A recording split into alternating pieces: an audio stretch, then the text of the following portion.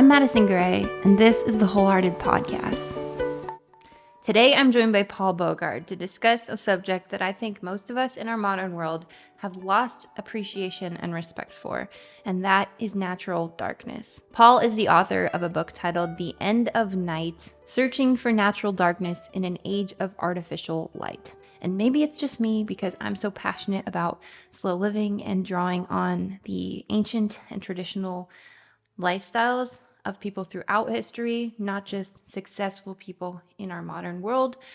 But my hope is that by listening to this discussion and hopefully by reading Paul's book, you will reconnect with that lost, wild, primal, wonderful part of your creation and humanity. And that is the dark night sky.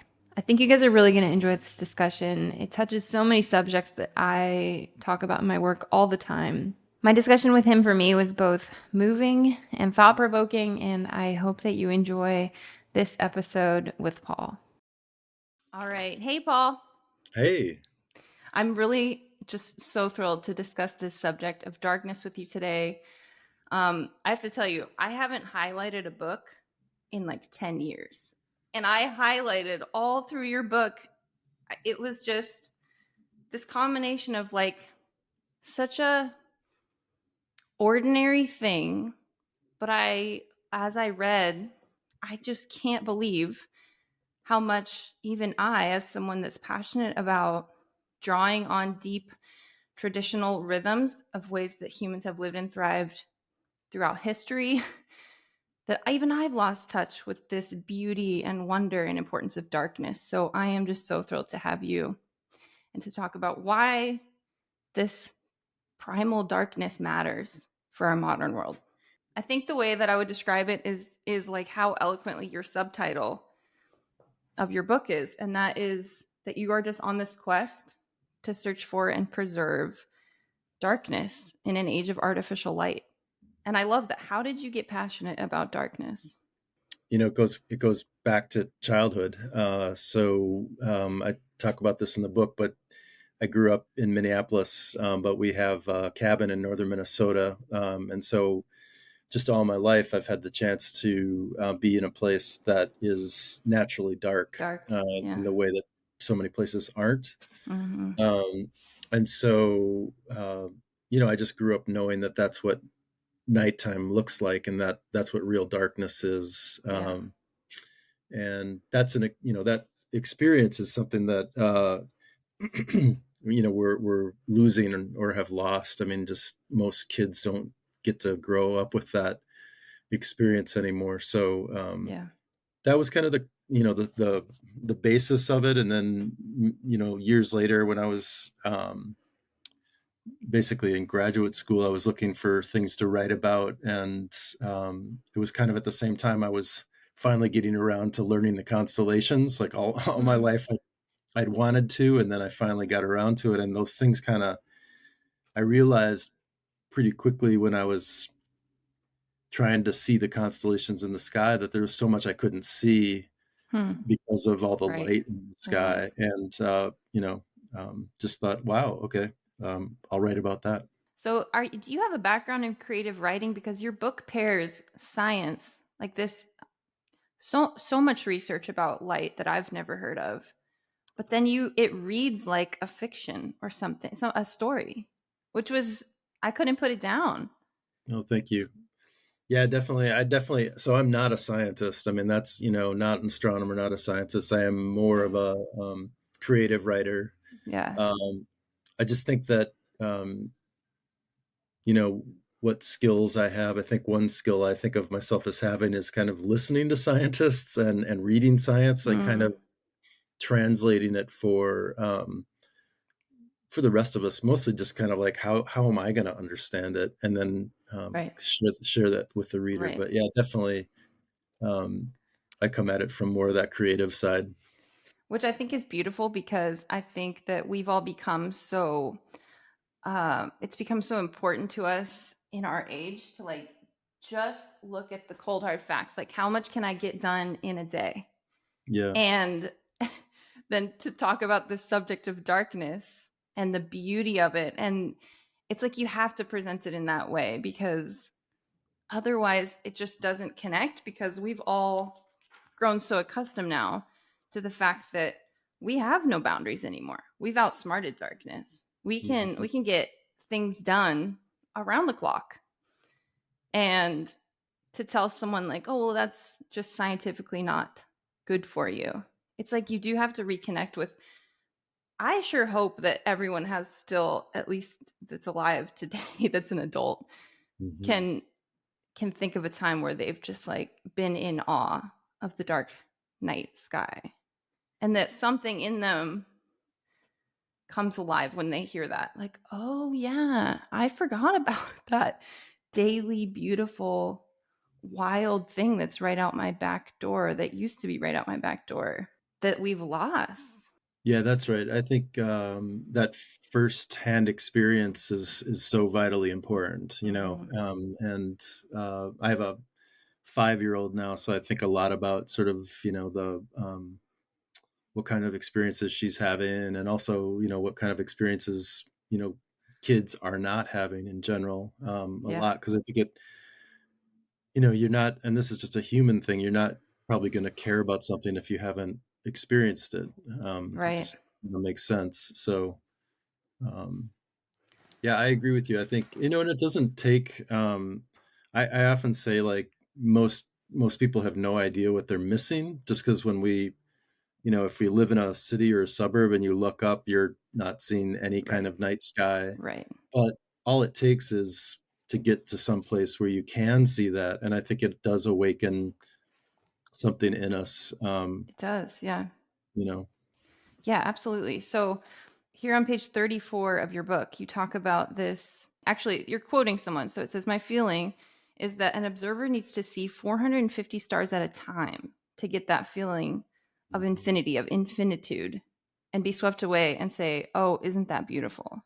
So are there still places that people can go to see and reconnect with the dark night sky like this? Yeah, definitely. If we just take that number 450, most if you're in a major metropolitan area on a clear night and you look up, you'll probably see 25, or Golly. Wow. 50 at the most, kind of thing. Yes. So that just gives you a sense of what we're missing. Yeah.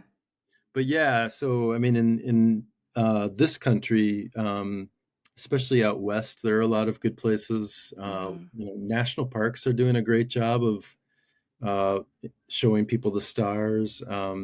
If you're in the east, there are places as well, just fewer places that you can have that Right. experience. Absolutely. So it's just wherever there are lots of people, there are lots of lights, and Yeah. wherever there's lots of light, there's not darkness. Not much darkness. Something I love about this, though, is that it's like there's so many problems in our modern world that are so hard to solve, Yeah. and this one is just so easy.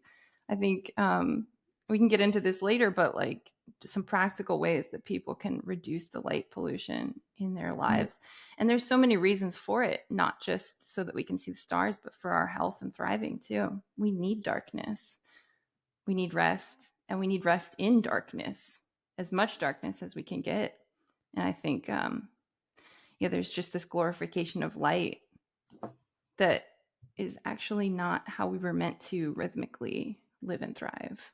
Yeah, that's right. I mean, I think, health wise, one of the things that I tell people when I give talks, is I can always say, one of the things I learned and that I can share with you is to sleep in darkness. Hmm. We're even, this probably touches on some of the things you're thinking about, but, even when we go to bed at night, a lot of us go to bed in rooms that have, various lights on from various electronics, or we have light shining in the windows from street lights or neighbors. Yeah. And then there's the other piece of it, which is a lot of people go to bed, with their phones, and Right. that blue light is just terrible. So, we one of the things I like to bring up is that we evolved with bright days and dark nights. We need light, but we need Yes. darkness too. And Yeah. so to sleep in darkness is really a basic thing that people can do to improve their health. How much light is too much light in a bedroom? Because I know, like, I don't know, some kids, my kids don't, but some kids sleep with a nightlight that seems really dim, or like a fan will have a little light or something. Even light Yeah, switches sometimes have a little light that glares on them. it's crazy. I mean, I'm one of those people, like, I was just traveling, so get to a hotel room and I have to go around the room like covering up everything with various pieces of laundry. Yeah, yeah, Um, yeah, no, I mean, I have the same thing. My 5-year-old is, she doesn't particularly love the dark. Um, but I think we don't have a nightlight in her room, partially because of this reason. We do have a nightlight in the bathroom, but we have a red bulb in it, right, which is right. Yeah, something that's a that you good can idea. do as Yeah, well. So, and the weird thing, or not weird thing, but the, I guess, striking thing is that the more that we research the effect of light on our physical health, um, the more we find that it's the amount of light that impacts us gets smaller and smaller and smaller. So we used to think like it could be, well, I think what basically the folks that I've talked to say, like, try to get it as dark as you can in your room, because any right. little light is going to spark the reaction in your body. Yes.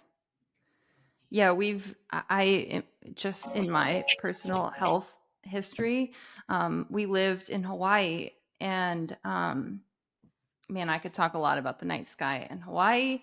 But Um, we moved to Hawaii, and I've always, as a kid, traveling to Hawaii. Um, the beaches are beautiful. There's so much awe-inspiring, just beautiful nature. If you're someone that like deeply connects with the wildness of nature, Hawaii is a spectacular place. But I have said to my husband so many times that like my favorite part of living in Hawaii was the stars every mm, single night. yeah. Like I've never experienced what you talk about in your book, where the stars are three-dimensional. At least Mhm. I hadn't in my adult life, because and I'll admit the place we lived before Hawaii was relatively dark, but compared to where we live right now, it was like shocking for our whole family to move from Hawaii to here, primarily because of the darkness. My kids were like, where did the stars go? Wow. There was Wow. this one night we walked out, and forgive me because I don't know much at all about the stars Yeah. or the moon, but I could just sit there in wonder of them and not know anything and still just be in awe. But there was this total lunar eclipse, I think, where the moon was completely red and Yeah. just directly up in the sky. And it was like one of my top three most incredible life events that's ever occurred. Yeah. And um, yeah, I don't know. It's just wild to me. We moved back here we live in San Diego now, and San Diego is not like a wildly populated city. Hmm. But it never gets dark at night, like dark where you like can't see your hand in front of your face like it Yeah. would in Hawaii, Yeah. obviously. And we all were having sleeping problems when we first moved back.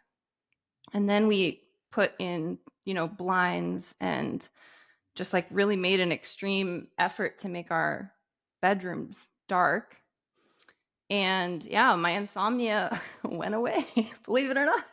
That's and good. and so yeah, I just want to keep telling people about how even the smallest amount of light, like we're just not meant to sleep like that. And I know so many people nowadays have sleeping problems and don't feel rested when they wake up. And I Yeah. think often the solution is so simple, just darkness, but it is hard to come by now.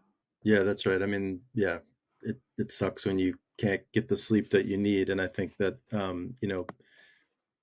making it dark in your room is one of those things that is hopefully under our control. It's something we can do to make a positive change. So, You talk a lot about well, obviously lights, and use this term of light trespassing, which I think is just the perfect way to describe. I don't know if you came up with that. I wish I did, but I didn't know. It's a great term. So we have this neighbor that has a security light that just flicks on when a raccoon walks by. I don't know what, but any Mhm. old time it just comes on, and it is so bright. And when I read that word trespassing, I thought, oh, Hallelujah. That's the word. It feels like trespassing. Yep. Yep. Oh, Well, and the weird thing about that is, we live in a country that people are so obsessed with property rights, yeah.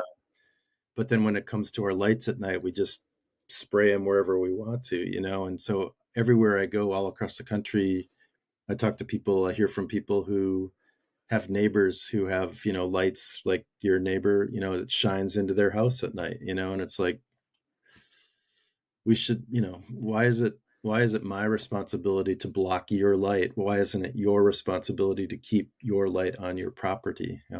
I think that your points about light and security are so fascinating to hear. You talk about this a lot in the book. I'd love for you to talk more about it. Yeah, it's important to talk about. I'm glad we're talking about it, because I think that, especially in this country, we've been brought up to think that because some light can help us be safer and more secure, that ever more light will make us more safe and secure. And I think people at some basic level are just afraid of the dark, right? And we think that Yeah. if we just light everything up, we'll be safer. And it's unfortunate because, there really, if you look at the research, there isn't a lot in general, but then there's definitely not a lot of research that supports the idea that more light makes us safer. And even Hmm. better is just kind of to do your own eye test, which is if you go out at night and you see a bunch of lights, like notice how well you can see or not well, and then kind of hold your Hmm. hands up to shield those lights, block the lights, and Yeah. then look again and you can see how you see better. So really bright lights, they create shadows where the bad guys can hide. They make it harder for us to see at night. And I think the worst Yes. thing is that they create the illusion of safety. We see bright lights, Right. and so we think, oh, it's safer, and it's just not true. I say all that, uh, and if you read the book, you see me talking about this. I also know that, you know, mostly I've lived in places that have relatively low rates of crime, so I'm coming from that position. Also, I'm Right. a white male. I have, um, I took a lot of time to write the chapter on safety and security, and a lot of my research was talking to all my friends who are women and just saying, "What's it Hmm. like for you, at night? How do you feel?" and that kind of stuff to try to understand that because guess what I'm saying is that it's a complex issue, and Yeah. I don't want people to just think like I'm saying no lights, we don't need lights, or Right. anything like that. It's like, no, we're going to have light. It's just that light that's shining up into the sky, for example, is not making anybody Right. any safer. Light Right. that's shining into my neighbor's bedroom isn't making any of us safer. There's ways that we can have light, but to use it thoughtfully and intelligently, makes a lot more sense. Yeah, so you talk a little bit too about good light versus bad light. I really loved your example, walking through Paris, Mm, which is so fittingly the city of light or right. lights. And you talk about the walking with this man who is both in love with Paris and in love with this design or Mm, art of light. hmm. And the experience of, I've never been to Paris, but just being in, we were in Italy last year, and the difference of how they light their cities to preserve the art and the romance and the atmosphere Yeah, that's right. is so different. So what do you, in all your research, what have you found about the difference between, like, I think most people have never experienced good lighting. How can we, I don't know, what can we do to use lights in a way that's better for us and for our cities and our homes? Yeah, it's a great point. I mean, Paris especially, but Italy too, and other, a lot of places in Europe are really thoughtful about how they use lighting. They use it to create beauty, essentially, to make their city beautiful at night. Hmm. And you compare that to so many places here, which is just we just blast light everywhere, Right. and Right. um, so I think the main thing that would help is to shield all the lighting, so that we don't have any lights that are shining up into the sky or horizontally into our eyes or Yeah. our bedrooms or that kind of thing. If you just would, if people think about the light bulbs that are in their houses, like any lamp is not going to just be a bare bulb. It's going to have a shade on it, that Hmm. directs the light. And that's just normal. That's what we assume. That's what we expect. But then when we go outside, there's just so much lighting that is unshielded. It's light just going all over the place. And Yeah. if we could just control that, not only would we basically cut the level of light pollution in half kind of instantly, we would also actually start to create more beautiful lighting, because Right. there's nothing beautiful about staring at a light, or having a light glare at you.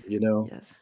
Yeah. Um, you create beauty, like in Paris, they create beauty by shielding the lights, having the lights, shaded and different, warmer colors. There's all sorts Warmer of things you can tones. do with lighting. Right.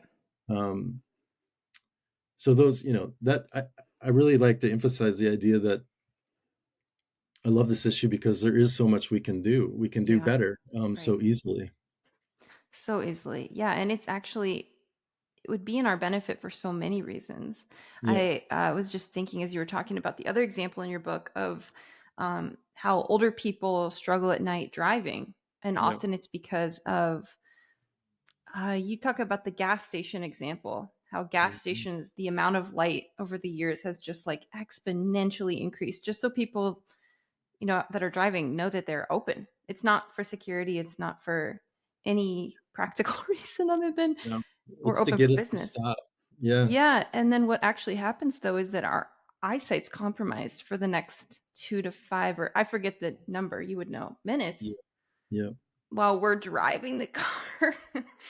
Oh So my goodness, especially as we get older, and that was your point. yeah, and I think that, I mean, that's a great example. We sort of think like, oh, old people have a hard time driving at night because they're old, and and yes, our eyes do change and it makes it harder, but it's also because we're shining lights into their Yeah, faces. yeah, That's what's making it harder to drive. If we controlled our lighting, you would have far it would make driving at night for all of us easier. And easier. another good example of driving is the new LED the Oh, I headlights that are hate just, those. Yeah. yeah, everybody hates them. Yeah.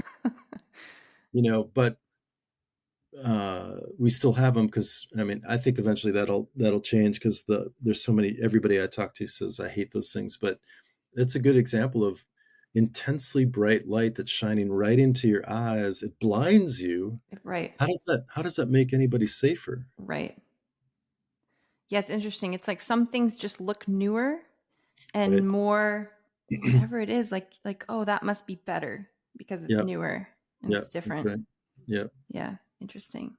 Is there a possibility that I've read about like strengthening your eyes, like there's things you can do to kind of improve your eyesight, but I've never considered that maybe darkness. Is there things we can do to improve our eyesight in the dark to see better without maybe so much light? Yeah, I mean, I'm definitely not an expert on vision for sure, but I think that, the the basic thing is to give your eyes time to adjust, right, Hmm. to darkness. And that, um, you can, if you're in a dark area, like if you go out to see the stars or that kind of something like that, if you can take a half hour, you're going to see way better after a half hour than you did when you Hmm. first got there. And if you're out there for like 2 hours, you'll be stunned by how well you see. Our eyes are Yeah. really pretty amazing that way. The problem is that we never take that time, Right. We don't use or those skills. we take our phone, or we have a headlamp, and the Hmm. instant that our eyes see that bright light, it's like your night vision just is evaporated, right? And you have to start over again. So, um, I think that's the key, is that I opened the book actually with a short poem called "To Know the Dark," and the first line is, to go with the light is to see the light. I mean, if you take a flashlight or a headlamp or a phone or something, that's what you're Mm. going to see. You're not going You're to, just gonna look there. Yeah. yeah, exactly. Interesting. So do you spend a lot of time, like, do you make a point to get yourself out in the dark more? I would assume you would. Like hiking in the dark, or I don't know, do you do like fun things with your 5-year-old out in the dark? Yeah, I mean, I try to. I think that I live in South Minneapolis, kind of right by the airport. It's not like living downtown, but it's not dark. Right. But I still like, even last night we had a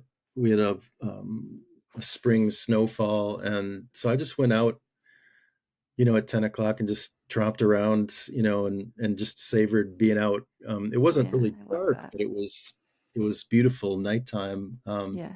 When we're up at our cabin, it is still really dark, and I do, especially, not so much hiking around, but like just go sit on the dock and watch the stars, and that definitely is. I try to get her out with me, and just kind of give her that firsthand experience that we were talking about. Yeah, I think it's interesting. We try to do things like being outside with our kids is so important to my husband and I. It's just like a Yep. I grew up spending so much time outdoors. We grew up in California, but my parents really made it a priority. They're both very outdoorsy. My mom runs ultra marathons like out in the Mm-hmm. mountains that surround us, and they took us to all the Western national parks, and those are my favorite childhood memories. Um, Gosh, the West is so wild and so untouched. There's just so much still. California gets a bad rap, but there just because of the three major cities, but there is still so much untamed wildness that's out there. And so that's such an important thing to my husband and I, to be outdoors with our kids. But um, we don't spend a ton of time other than looking at stars, doing things in the dark. But I think it's interesting. They're 4 and almost 7, and neither one of them are afraid of the dark. And I Cool. don't know why. Like, I don't know if it's just, yeah, making good memories. Like, you start to associate, you make different associations as you get older. If um, the story you're told, or you're exposed to news or media about the dark being bad, about Yeah. there's our natural creation of light and dark being one's better than the other. But I sure hope to keep preserving that. I think there's so much wonder and beauty in the dark, and like you said about the national parks, in the night sky, it's so primal. Yeah, and the parks are doing an awesome job. I mean, if people are looking for a place to go, and you know, they're not inclined to just, drive off into the middle of nowhere, like, and find a national park, Yeah. and odds are good that the park will have some night sky programming, is what we call it, like somebody there who's going to, point out the constellations, or that kind of thing. Yeah. And that's a really people feel safe in the parks, and they feel comfortable, and they're surrounded by other people, and those are really a great way for people to have an experience that they'll always remember, of darkness. Mm. What are some other practical things that when people ask you about how to incorporate more darkness into their lives, what do you tell them? Yeah, it's a good question. We've touched on some, like, the sleeping in darkness, I think, is really key. I think going out and walking at night, Mm.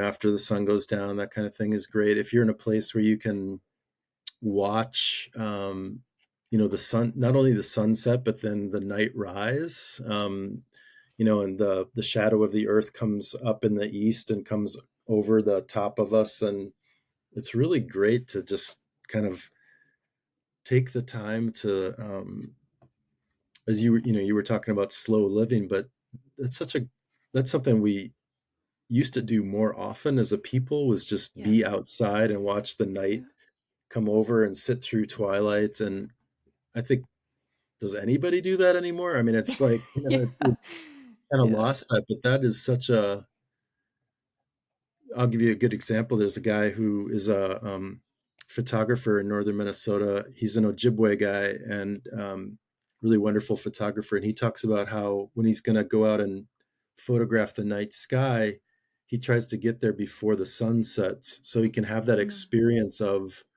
Wow. seeing the sunset and then seeing the night take over the sky. And then he'll Yeah. start, shooting Yeah. pictures. Yeah. So that's something people can do for sure. Yeah, that's really cool. I've talked before on through in my work about, I forget the year right now, but whatever the year was that the light bulb was invented.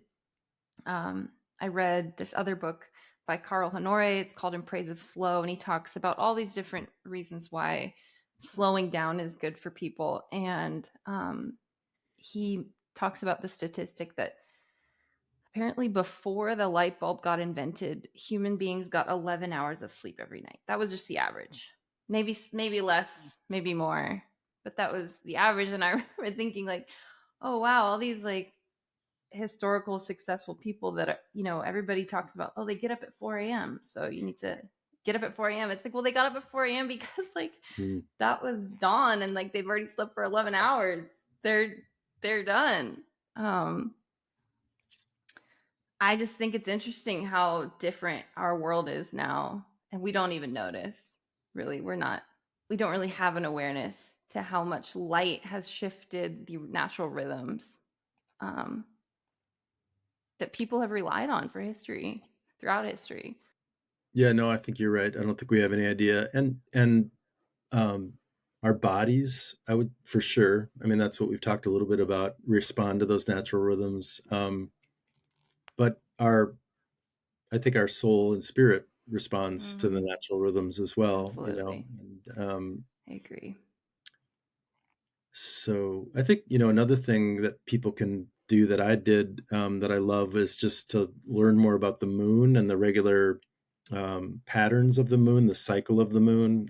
I love the way that it's, when you look at the moon, you're even, um, even living in a city, when you look up and you see that moon, you're seeing what every person Mm, ever has seen. I just think yes, that's so incredible, and it's it it's is. almost in a world that's so, we're surrounded by speed and light and noise and all that. There's this just eternal sight in the night sky that I Yeah, feel, it anchors me to kind of a different reality. So I really like that. it Yeah. really is. This is such a profound, ordinary but profound thing, and I think that the people that listen to this podcast will really resonate because something I talk about a lot is like romanticizing ordinary parts of your daily life.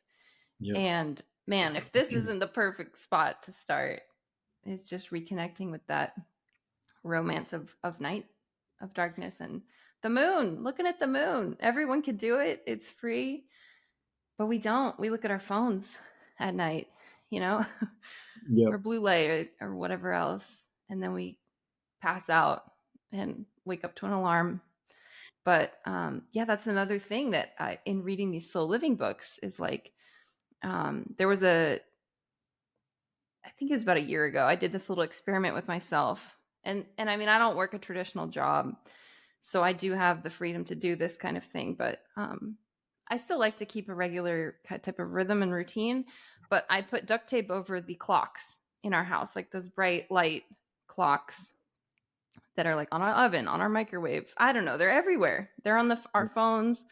We're always aware of what time it is. And I was like, I wonder if I just went to sleep when it got dark and I felt tired, and then I woke up when it was light out. What would happen? And I've never stopped. Like, that's how much I enjoyed that. No, that's Just cool. like natural rhythm. And what's funny is like I get up earlier than I used to with the alarm, Yeah. and I feel way less stressed at night. Like, gosh, the stress that it is to watch a show up until the last second when you're like, I really need to go to sleep. And then you get in bed and you can't sleep. And then you start to feel bad. You're like, oh shoot. Yeah. it's it's late and I'm not tired because I've been looking at the blue light. Yep. Yep. Oh, it's Yep. just so simple though. Yep. And that's why I think your book and what you're talking about is so profound. So, Yeah, I mean, one of the things I like to say is that we've taken what was once one of the most common human experiences, which is walking out your door and coming face to face with the universe, and we've made it one of the most rare of human experiences. So yes. we've taken this like absolutely basic human experience that everybody used to have, and now hardly anybody has it. Right. So I think we lose a lot when we lose those basic human experiences, for sure. And how can we in some way recover some of that in our modern life? I really think it's going to resonate with people. Like, do you see what's your dream for the future with light? And do you think that a difference can be made?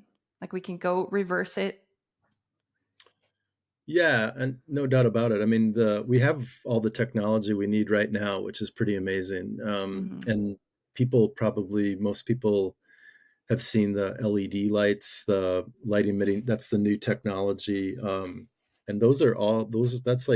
that's electronic lighting, so that can be all computerized. We can control it all with a Mm, laptop. The thing that really needs to change is the way that we think about darkness and light. mm, Which goes back to, well, first thing I would say is that most of us don't think about it, right? So just right. you doing this show and me doing my work and stuff helps people think like, oh yeah, light and darkness is, I need Hmm. both, and it's important, and we live totally out of balance in this brightly lit world. Once people start thinking that and start looking around and seeing all the wasted light that's just going up in Yeah. the sky, I think, Yeah. there's a lot of sort of common sense, lot that's common sense about it, that I think people will just be like, this is dumb. Why are we doing this? Yeah. And I hope so. um, so, yeah, I am optimistic. What if you could just like wave a magic wand? Like, what do you want people to believe about darkness? Like, what do you think's the broken mindset that people have about darkness, and what do you think is what do you wish that they could see instead? I mean, darkness is just so important to us. It's important to our bodies physically. We need darkness. It's important to our minds, our soul, our spirit. So much, creation happens in darkness. Um, so much that's important to us, like rest and calm and quiet, Hmm. happens in darkness. um, I'd really encourage people to. I think being quote unquote afraid of the dark is totally natural, and I don't want people to think like you can Yeah. just snap your fingers and not be afraid of the dark. If I'm out someplace by myself in the dark, I'm going to have a little sense of More on fear too. edge. So Right. Right. it's totally natural. But I think that that doesn't mean we have to blast light everywhere and try Yeah. to do away with it. So um, there's a lot of beauty that's created in the darkness. We were talking about Paris and Italy, for example, but even just like a bonfire or a candle or a Yeah. Yeah. fireplace, those are beautiful things because they're in the dark. Like if you light a candle in a brightly lit room, you can't even see it. So It true. Yeah. needs that darkness. So um, I would just encourage people to start thinking about the light and darkness in their lives, and start to Hmm. recognize how important darkness is to us. Yeah. That's beautiful. I can just picture people listening to this like unscrewing light bulbs out of their house. Like, that's Right. it. Exactly. That's it. Yep. In Yep. the trash. Yep. No, Yep. that's probably just me. That's something I would do. So, Yep. oh, Paul, thank you so much for your time. I have Yeah. so enjoyed this, Yep. and I will leave the link to your book. It's spectacular. I think I said this earlier in the show, but gosh, it was this blend of science, but also creative writing that was just so enjoyable to read. So I Thanks, encourage Bess. everyone to read it. It has such, you have great reviews. All the reviews, and gosh, on Amazon, people are loving it. So congratulations. Yeah. Thank you. I appreciate it. Thank you so much for listening to this episode of the Wholehearted Podcast. If you enjoyed it, I would so appreciate you leaving me a review. It helps this show get bumped to the top so that more people can listen and reconnect with the most wholehearted version of themselves. I'll see you guys in the next episode.